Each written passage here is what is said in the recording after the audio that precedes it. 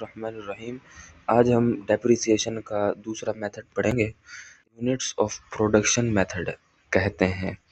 देखिए, आसान लफ्ज़ों में इसका मतलब ये है कि इस मेथड के अंदर हम ये देखते हैं कि जिस मशीन की हम डेप्रिसिएशन कर रहे हैं, यानी उसकी पैसे कम कर रहे हैं वक्त के साथ साथ, तो किस बेस पर कर रहे हैं। इसके अंदर हम करते हैं उसके इस्तेमाल की बेस पर। सही है। अगर वो ज़्यादा इस्तेमाल होगी तो उस हिसाब से उसके पैसे कम होंगे। और डेप्रिसिएशन की तारीफ मैंने पहले बता दी थी कि हर चीज़ की वक्त के हिसाब से कीमत कम होती है। सही है। उसके इस्तेमाल की वजह से उसके अंदर कोई ख़राबी आ जाती है, टेक्नोलॉजी जो है ना वो एडवांस हो जाती है, तो जिसकी वजह से वो चीज़ काफ़ी काम के काबिल नहीं रहती। 10-20 साल के बाद वो बिल्कुल कबाड़ के बराबर हो जाती है। अच्छा, अब इस पे आ जाते हैं हम फार्मूले के अंदर। इसका फार्मूला है डेप्रिसिएशन पर यूनिट निकालने का, कि हर यूनिट की आप डेप्रिसिएशन निकाल रहे हैं। सही है। हर यूनिट की देखें, कॉस्ट माइनस स्क्रैप वैल्यू। देखो यहाँ रेजिडुअल वैल्यू लिखा हुआ है। रेजिडुअल वैल्यू वही वैल्यू होती है 10 साल के बाद जो उसकी कबाड़ की वैल्यू होगी उसको रेजिडुअल वैल्यू बोलते हैं। सही है। एक चीज़ आपने इस्तेमाल की, गाड़ी ली, इस्तेमाल की 10 साल बाद अब वो बस चलने के काबिल नहीं है, किसी काम की नहीं है, बस अब कबाड़ में ही जाएगी, तो वो जो कीमत होती है उसको रेजिडुअल वैल्यू बोलते हैं। Upon total estimated units. Total estimated units का मतलब ये है कि कितने यूनिट्स वो बनाएगी। सही है। टोटल एस्टिमेटेड यूनिट्स का मतलब है कि कितने यूनिट्स हम उस मशीन से तवक्को करते हैं कि वो बनाएगी। तो ये इसका मेथड है डेप्रिसिएशन पर यूनिट का। और अगर डेप्रिसिएशन फॉर द ईयर निकालनी है तो भी आसान है। डेप्रिसिएशन फॉर द ईयर जो है ना वो उस वक्त निकलेगी जब डेप्रिसिएशन पर यूनिट आप निकाल लेंगे, उसको मल्टीप्लाई कर देंगे unit produce during the year, कितने यूनिट प्रोड्यूस हुए हैं एक साल में, तो फिर उससे आपकी वो निकल आएगी, क्या बोलते हैं, डेप्रिसिएशन फॉर द ईयर। मिसाल के तौर पे सुपर इजी एग्जांपल हम देखते हैं। मशीन की जो कॉस्ट है वो है 50,000। सही है। और उसकी स्क्रैप वैल्यू यानी इस्तेमाल करने के बाद जो अब कबाड़ में जाएगी तो उसकी वैल्यू रह गई है 20,000। एस्टिमेटेड टोटल प्रोडक्शन है कि भाई 1,60,000 प्रोडक्शन हम इस मशीन से कर सकते हैं। सही है। तो डेप्रिसिएशन पर यूनिट निकालने का फार्मूला जो हमने पढ़ा था वो यही था ना, कि भाई उसकी वैल्यू जो जिस कॉस्ट पर हमने उसको ख़रीदा है उसमें से हम माइनस कर देंगे स्क्रैप वैल्यू और डिवाइड कर देंगे उसको टोटल यूनिट के साथ, जितने हमें उम्मीद है कि वो इतने यूनिट्स अपनी पूरी ज़िंदगी में बनाएगी। तो हमारे पास 3 पर यूनिट आया। सही है। अब 3 पर यूनिट बना दिया। फिर मैंने बोला था कि भाई डेप्रिसिएशन पर यूनिट तो हमने निकाल दिया, अगर डेप्रिसिएशन पर ईयर निकालना हो तो डेप्रिसिएशन पर यूनिट को हम मल्टीप्लाई कर देंगे साल में कितने यूनिट प्रोड्यूस हुए उसके साथ। तो फिर हमें हर साल की जो है ना डेप्रिसिएशन मालूम होती जाएगी। ठीक है। मिसाल के तौर पे यूनिट प्रोड्यूस पहले साल कितने हैं, 40। ठीक है। तो डेप्रिसिएशन हमारी पहले साल की होगी क्या बोलते हैं 1,20,000। ठीक है। दूसरे साल हमने यूनिट प्रोड्यूस किए 32,000 यूनिट प्रोड्यूस किए, तो 32,000 को हम 3 से मल्टीप्लाई करेंगे तो हमारी डेप्रिसिएशन आएगी 96,000, यानी 96,000 उसकी कीमत में कमी हो रही है। सही है। शुरू में ज़्यादा हुई क्योंकि ज़्यादा यूनिट बनाए, फिर कम हुई क्योंकि कम यूनिट बनाए, फिर 28,000 यूनिट हमने प्रोड्यूस किए तो इसको हम 3 से मल्टीप्लाई कर देंगे तो अब उसकी कीमत में मज़ीद 94,000 की कमी आएगी। कितने की आएगी मज़ीद, सॉरी, अब उसकी कीमत 94,000 रह गई। देखें, अब उसकी कीमत सही है, अब उसकी कीमत में मज़ीद 94,000 की कमी आ जाएगी। सही है। ठीक है। सॉरी मैंने ठीक है, ये एक्टिविटी पर बेस्ड है। ठीक है। यानी जितना आप उस चीज़ को इस्तेमाल करेंगे उस हिसाब से, टाइम पर उसका कोई मिकदार नहीं है। देखें, ये मेथड हम उस वक्त इस्तेमाल करते हैं, ठीक है, जब जो हमारे पास सामान है या मशीन है वो हर साल जो है ना तब्दील होती रहे। सही है। हर साल अगर तब्दील होती रहेगी तो फिर हम उस हिसाब से उसकी ये कितने यूनिट वो प्रोड्यूस कर रहा है उस हिसाब से ये फार्मूला उसके साथ फिट कर सकते हैं।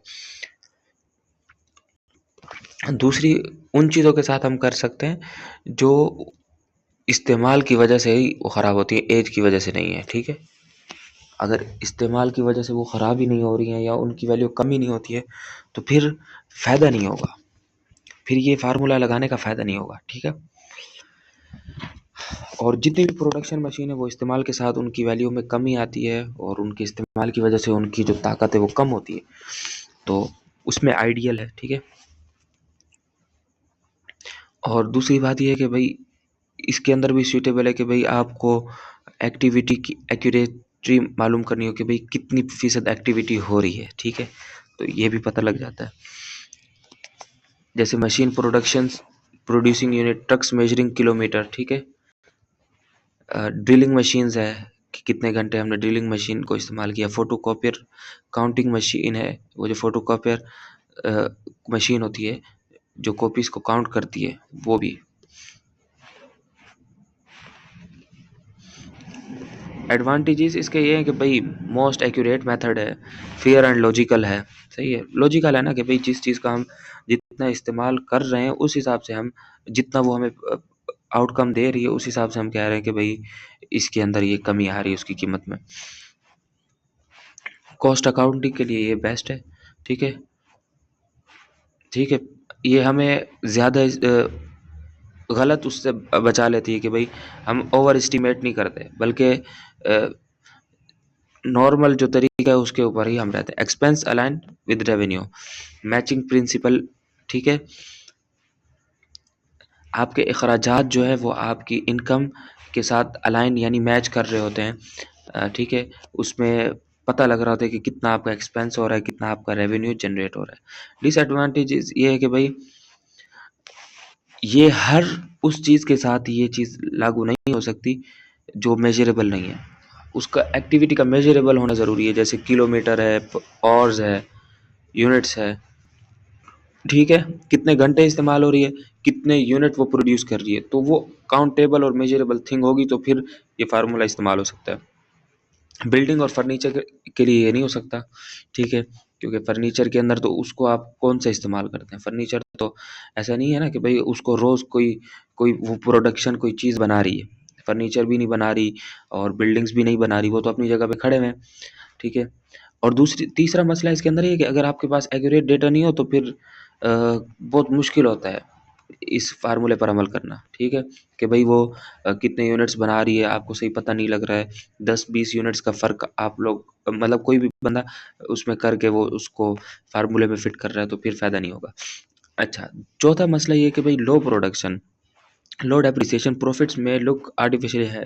देखें, जब हमें ये प्रोडक्शन लो होती है हमें, लेकिन चूँकि लग रहा होता है मशीन ज़्यादा इस्तेमाल हुई है, इसका मतलब ये है कि प्रोडक्शन भी हाई हो हुई होगी, लेकिन ऐसा नहीं होता। मशीन ज़्यादा इस्तेमाल होती है, कभी मशीन ज़्यादा इस्तेमाल हो रही होती है, लेकिन वो इस्तेमाल ऐसा होता है कि भई वेस्टेज में जा रही होती है। मशीन चल रही है और उसके अंदर कोई हमने कोई वो चीज़ पुट नहीं की, मिसाल के तौर पे। जिस तरह आमतौर में फैक्ट्रियों में लोग कामचोर होते हैं, जो वर्कर्स होते हैं, फिर वो मशीनें चल रही होती हैं और वो कुछ काम नहीं कर रहे होते। तो लोग अब इस फ़ॉर्मूले के तहत तो हमें तो ऐसा लग रहा होगा कि भई हम प्रॉफ़िट में जा रहे हैं क्योंकि मशीन ने ज़्यादा काम किया है। हकीकत में वो ज़्यादा काम करने की वजह से ये वो इस चीज़ पर दलालत नहीं करता कि भई आपने ज़्यादा मुनाफ़ा कमाया हो। लेकिन जनरल इंसान की फ़ितरत है, जब वो देखता है कि भई ज़्यादा इस्तेमाल हुआ है तो इसका मतलब ज़्यादा काम हुआ है, ठीक है? दूसरी बात ये है कि पाँचवाँ time based where is ignored. आपने वक़्त को तो बिल्कुल कुछ समझा ही नहीं। वक़्त की भी तो कोई अहमियत होती है ना, वक़्त के साथ-साथ चीज़ ख़राब होती है। आपने सिर्फ़ उसको उसके साथ कर दिया कि भई जितना भी है वो हम ये देखेंगे कि भई कितना वो इस्तेमाल हो रही है, कितने वो प्रोडक्शन बना रही है, तो ये मसला है। जनरलाइटीज़ पास करने का तरीका क्या है? देखिए, जब हम एसेट खरीद लेते हैं, जब हमने वो मशीन खरीद ली, तो वो एसेट मशीन जो है वो डेबिट चली जाएगी क्योंकि वो एक एसेट है, मशीन जो है एक एसेट है। जब वो हमने खरीद ली तो गोया हमने अपने एसेट में इजाफा कर लिया, तो मशीन एसेट डेबिट हो जाएगा। लेकिन जो कैश एसेट है, कैश भी तो हमारा एसेट है, कैश हमारा कम हो जाएगा क्योंकि पैसे हम बाहर दे देंगे, ठीक है? To charge depreciation based on unit, ठीक है? डेप्रिसिएशन एक्सपेंस, जब हम उसके अंदर डेप्रिसिएशन चार्ज करेंगे बेस्ड ऑन यूनिट्स के भाई हमने जो फार्मूला बनाया था कि भाई cost minus residual value upon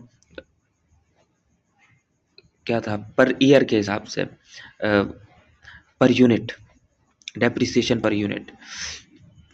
तो जब वो हम निकाल लेंगे डेप्रिसिएशन पर यूनिट, तो उसके बाद अगर हम एंट्री पास करेंगे तो डेप्रिसिएशन जो है वो एक्सपेंस में जाता है। मैंने पहले भी बताया था डेप्रिसिएशन एक्सपेंस में जाता है। डेप्रिसिएशन एक खर्चा है ना, मतलब एक चीज़ आपने खरीदी, वक्त के साथ साथ उसकी कीमत कम हो रही है, आपको खर्च करना पड़ रहा है, आपको उसके ऊपर पैसा फिट करना पड़ रहा है ना, आप उस पर पैसा लगा रहे हो, या आप कम से कम उसको एक रिकग्नाइज कर रहे हो कि भाई इतना पैसा हम और देंगे, या फिर इतने पैसे हमारी मशीन से कम हो रहे हैं, तो गोया आपने डेप्रिसिएशन करके उसमें मजीद पैसे लगा दिए, तो वो एक्सपेंस इंक्रीज हो जाएगा। लेकिन एक्सपेंस तो इंक्रीज हुआ, लेकिन एसेट तो डिक्रीज हो रहा है, क्योंकि मशीन क्या हो रही है, हर साल उसकी वो कद कम हो रही है, तो गोया हमारा एसेट आहिस्ता आहिस्ता कम हो रहा है, बह रहा है या पिघल रहा है, तो वो टू एसेट जो होगा वो क्रेडिट अकाउंट होगा। ठीक है।